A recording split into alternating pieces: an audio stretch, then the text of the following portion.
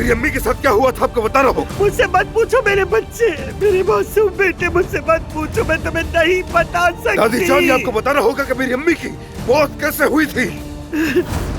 आज की ये खूबसूरत रात अम्मी के लिए तो बदसूरत रात बन गई। तुमने मुझे अदनान के सामने इस तरह क्यों बेनकाब किया, बताओगे?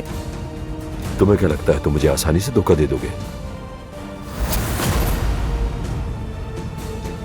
अदनान बहुत अच्छा इंसान है, साफ दिल वाला। ये गम का मुस्तहिक नहीं है। जो उसे तकलीफ दे रहा है वो गलती कर रहा है। अगर आपने ज़मरुद के बारे में कोई भी ऐसी वैसी बात की तो मैं हाँ, इसी ब्रश से आपको यहाँ लिटा कर रगड़ रगड़ के आपकी बुराई निकाल दूंगी, समझ गई? और आपको अंदर बाहर से ऐसा साफ रखूंगी कि याद रखेंगी आप। कल मेरी शादी है, आपको पता है ना? फिक्र मत करो, वो शादी नहीं होगी। मैं शादी नहीं होने दूंगा। मैंने शादी करने का फैसला कर लिया है अदनान भाई।